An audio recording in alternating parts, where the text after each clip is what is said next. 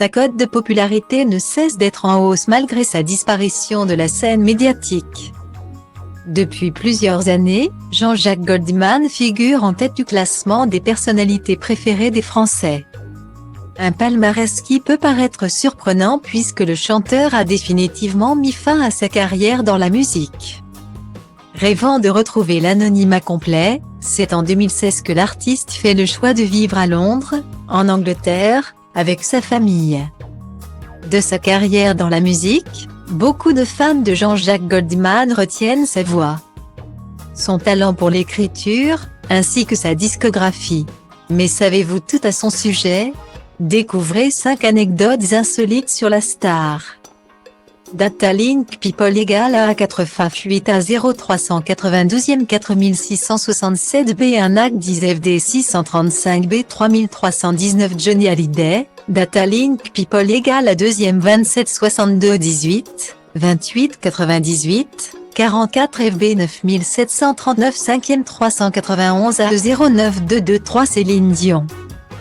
Datalink People égale à 4C 4B 727 AC 451 à 445 C 89e 6 à 953 738 AF 1175 Patricia Cass. Datalink People égale à FET 3509 à 79 A 4 à 5 à 8e 29 à 6 CD 7151 F 71 à 1 Patrick Fiori. Garou, Datalink People égale à 6 et 6e 0e 5 F1 F7B 42 C3 A02 594 764 C3 C617 Florent Pagny. Nombreux sont les artistes pour qui Jean-Jacques Goldman a travaillé en tant que compositeur.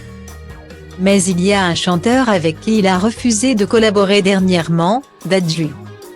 C'est du moins ce qu'a confié le frère de Jim dans une interview parue dans l'émission En Aparté. Sur Canal+, il m'a répondu très gentiment en me disant qu'il aimait beaucoup ce que je faisais, en particulier Rennes, mais que, malheureusement, il avait arrêté de composer et d'écrire. Les débuts musicaux de Jean-Jacques Goldman se sont déroulés en 1966 au sein du groupe Red Mountain Gospel.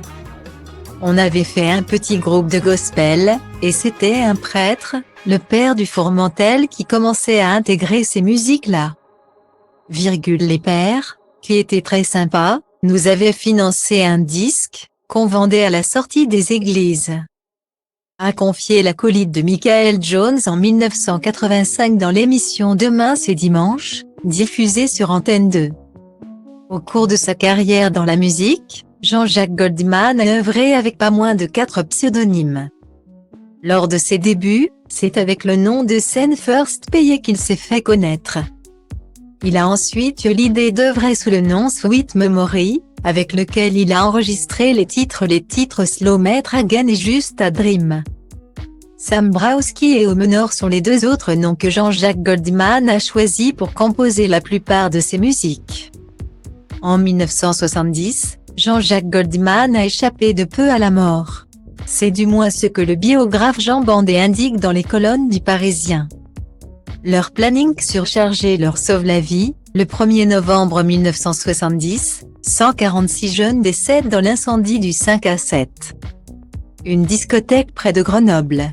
Phalanx T, le groupe de rock de Jean-Jacques Goldman, avait été remplacé au dernier moment, a-t-il précisé. Lors de ses premiers succès, Jean-Jacques Goldman n'a pas fait le choix de se consacrer entièrement à la musique. Au contraire, il a continué à travailler dans le magasin de sport de ses parents.